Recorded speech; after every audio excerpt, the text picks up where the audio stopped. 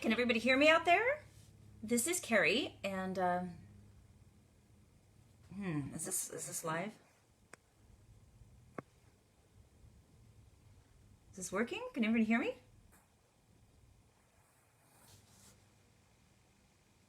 Oh, someone's there. Okay, very good. I wasn't sure.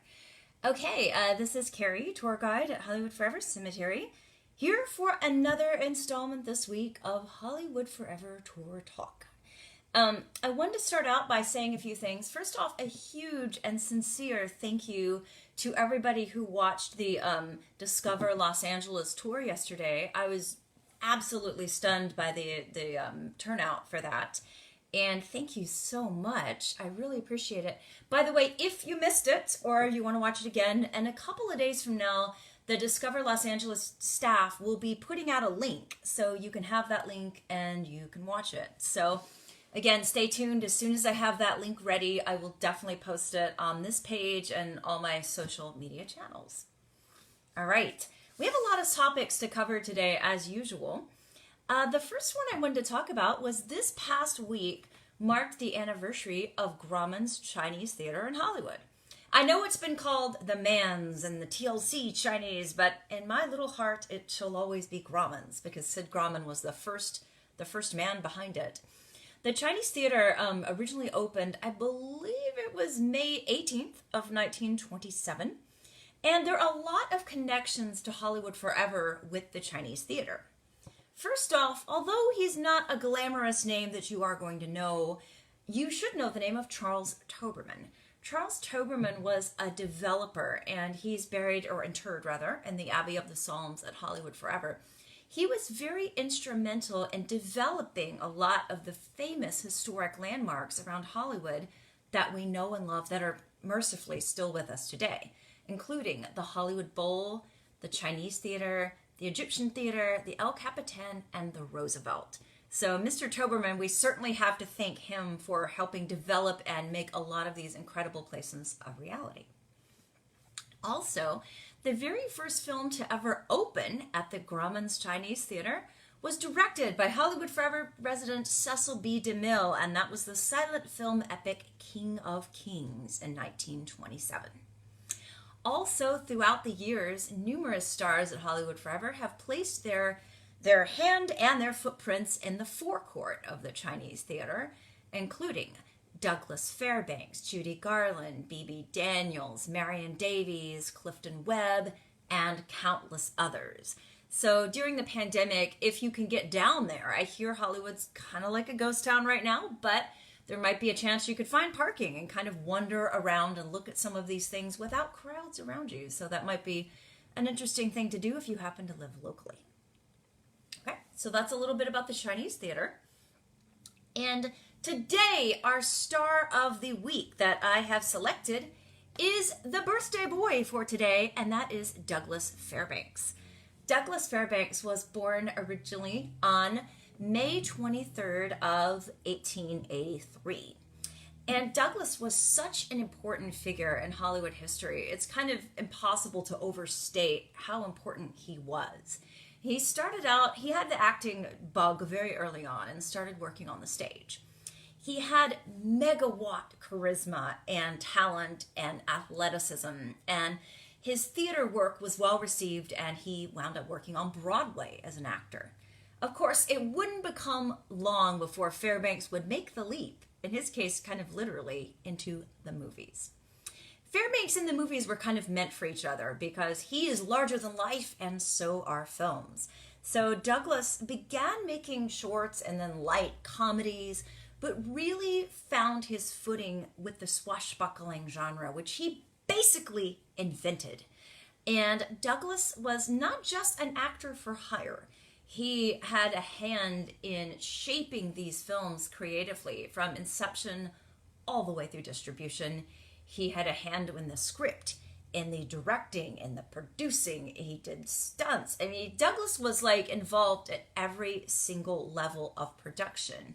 And he truly shaped these films, and they are epics for sure. And even though a lot of these films are on DVD and sometimes TCM, which I do recommend seeing them that way, Douglas is really made to be seen on the big screen, and there are some stars that you can watch on a small screen, and that's okay. He's one of those that he just demands that big screen experience. That's really the best way to experience the impact Douglas made. So in 1920, he made the film Zorro, which was a huge hit. Also, Robin Hood in 1922. That was the first film shown at the Egyptian Theater, also overseen by Sid Grauman. And then he made Zorro, Robin Hood, The Black Pirate, Thief of Baghdad, The Gaucho, The Iron Mask. His films typically had very lavish, extraordinary fantasy sets, tons of action, usually lavish period piece sets and costumes, always a romance in the film. And again, Douglas's films were truly artistic masterpieces. Also, along the way, Douglas had married a woman named Beth Sully. That was his first wife, and they had a son who would grow up to be Douglas Fairbanks Jr. Well, when Douglas's star started to rise, he met a woman that would change his life forever, and that was the screen's Mary Pickford.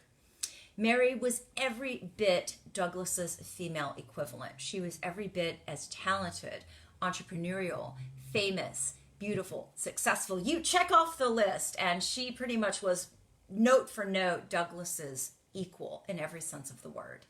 And they fell in love. The problem is both stars were married at the time. He was married to Beth Sully, and Mary Pickford was married to actor Owen Moore. Neither marriage was in good shape, and they began an affair behind the scenes.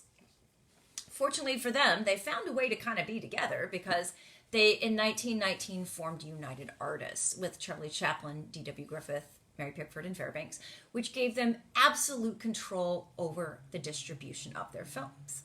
Also, during the years of World War I, Fairbanks and Pickford joined forces with Chaplin and sold bonds and traveled around the country.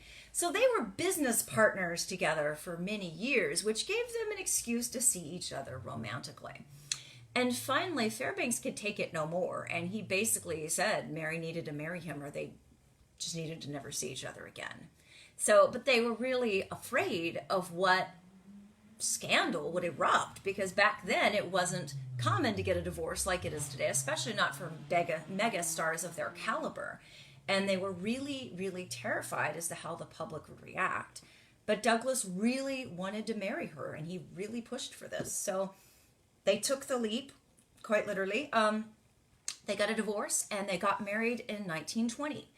And there was really no scandal. The public sort of seemed to be fine with the fact that they were together and kind of conveniently forgot about the other marriages. So the public loved them, and they basically became the very first king and queen of Hollywood. They were sort of the first A-list power couple. I mean, I guess our most recent one would be Brad and Angelina. There have been Elizabeth Taylor, Richard Burton. There's been a ton of them throughout the years. But Doug and Mary were really the first ones. And Doug bought Mary a hunting lodge in Beverly Hills that the press called Pickfair. So even they had a joint moniker there. An invitation to Pickfair was the highest social honor you could possibly get. People like Amelia Earhart, Albert Einstein, European royalty wanted to visit Pickfair. It was sort of like a West Coast White House. And Doug and Mary were not only the social kind of king and queen of Hollywood, but they were leaders of industry. In addition to forming United Artists, which again was an earth-shaking development, basically they were taking control for themselves away from the studios to distribute their own films. Doug and Mary were very, very much at the forefront of industry developments. Douglas co-founded the USC Film School. Douglas co-founded the Motion Picture Academy of Arts and Sciences. And these are contributions that still stand today.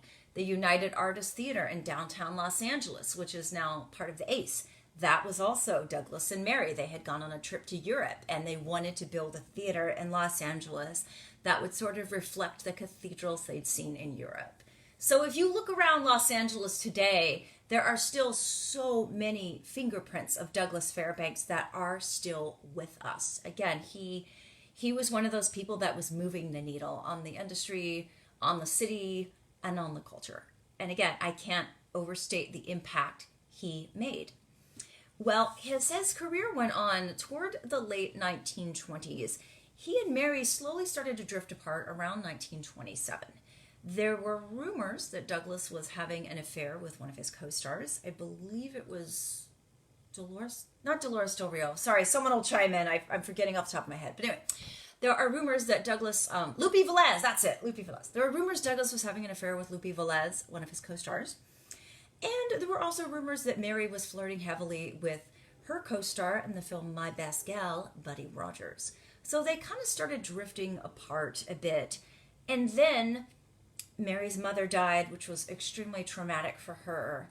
And then sound came in. And the arrival of sound was really devastating for a lot of silent film stars. And that's something that I wind up talking about many times on the tour, because it changed the way films were made. They didn't have this cocoon anymore. They didn't have on-the-set music anymore. They didn't have the same kind of crews, the same kind of setup. It was a totally different style of filmmaking, and many of the silent stars either did not adapt because of their voice, or they didn't want to adapt, or it just wasn't, their heart wasn't in it anymore. And if you've ever watched the Kevin Brownlow documentary, Hollywood, The Pioneers, and by the way, it's on YouTube, and I think Kevin is actually totally okay with people seeing it that way. There's a line in there where Douglas Fairbanks' art director says that Douglas looked around a big movie soundstage when sound came in, and he shook his head and he said, you know, the romance of the motion picture ends right here. So I think Fairbanks, his heart just wasn't is in it anymore once sound came in. And also, a lot of stars that were silent, huge in the silent era, were getting a little older when sound came in. And as I've mentioned before, Hollywood tends to be very youth-driven. And it seems that the public kind of wanted a new crop of stars to match that new technology. So for stars that were getting a little bit older, there was sort of this attitude of out with the old and in with the new. I think that's even a line Berenice Bejo says in that film, The Artist, from 2012. And that's sadly kind of true. So Douglas and Mary wound up making 4 talkies each. One of them they made together called The Taming of the Shrew. And I've seen it at the UCLA Archive. And the thing about that film is that the best sequences in the whole movie are the silent sequences where they're not really having the dialogue, they're just looking at each other, or they're just moving around a room or something like that. And they fought terribly on the set of that film, and it did not go well. It was a very, very bad experience for them. And Douglas and Mary both felt very restless. They knew their film careers, their on-screen careers were coming to an end. They didn't know what to do with themselves. A lot of these stars, their whole life was work. And when that work came to an end, they felt lost and cast adrift, and they didn't know what to do with themselves. And in the case of Douglas, he loved to travel the world. That was one of his great passions. So Douglas wanted to go on a world tour, and Mary wasn't as much like Douglas. She liked to stay home, and she really liked to just be reclusive, and Douglas was really outgoing and really social, so that also became a problem. And they got a divorce by 1936. And Douglas went on to marry the socialite, Lady Sylvia Ashley. And again, he kind of felt lost at this time in his life. And he retired to a house on Santa Monica Beach in Santa Monica and died of ventricular fibrillation, heart problems, basically, December 12th of 1939. And his death truly marked the end of an era in Hollywood history. But there were many stars that sort of filled Fairbanks' shoes, if you will. For example, Errol Flynn and Gary Cooper, they sort of inherited the kind of roles, even Tyrone Power, that in the 1930s and 40s that Douglas played in the 19-teens and 20s. And Fairbanks was a really fascinating, complicated, and interesting man. And I've got 2 books that I want to plug today that I think would be excellent quarantine reads for you all. The first one is The First King of Hollywood by Tracy Gossel. And by the way, Larry Edmonds has tons of copies of this. You might even be able to get them signed by Tracy Gossel. And this is a thick book and a great book. Tracy spent about 8 years writing this, and it's so incredibly comprehensive. It's an incredibly deep dive into Douglas's psyche, his artistry, his impact, his marriage to Mary Pickford. Tracy actually purchased all of the love letters between Pickford and Fairbanks. So it really is just an excellent book. And as I mentioned in my talk last week, I always encourage people to be very selective about their book reading because, again, I think these stars deserve really well-written and really honest and really integrity-filled books and not just, trash. So this book is fantastic, and it really gives you a fully realized portrait of who Douglas Fairbanks was. Okay, second book I want to recommend is Douglas Fairbanks, The Fourth Musketeer. And this is a book that also coincided with its release coincided with the 100-year anniversary of United Artists. And there are tons of rare photos and information from the Fairbanks family in this book. Kelly Smoot was the editor of this book. She's online as well. And again, this is also a great complementary book to the Tracy Gossel book. Okay, I can see a few questions popping up in here. So the Fairbanks house, I hope I'm right about this. I believe the Fairbanks house in Santa Monica Beach is still there. Unfortunately, it's not really available to people like us to just walk up and visit it or anything like that. And then also, Pickfair, sadly, much to my chagrin, was demolished. It was at one point purchased by Jerry Buss, who owned the LA Lakers, and people nicknamed it Bus Fair. And then it was purchased by Pia Zadora, who had the whole thing torn to the ground. Which is so not okay. So unfortunately the house isn't there, but there are still many, many traces of Fairbanks, as I had mentioned. The Grauman's Chinese, the Grauman's Egyptian, the Ace Theater in downtown Los Angeles, and many more places around Los Angeles where Fairbanks visited, where Fairbanks worked, where Fairbanks socialized. So there are a lot of Fairbanks relevant locations that are still with us. And again, it's just these people, these silent film people, were such incredible pioneers. I think that's what makes them so interesting. This medium of film was so new, and there were constantly developments and innovations. And it's just such an exciting time to explore in film history because I always say, everything that's new today has its roots in something from the past. And I think it's so important to know about the past. I think it kind of tells us everything about the present and the future.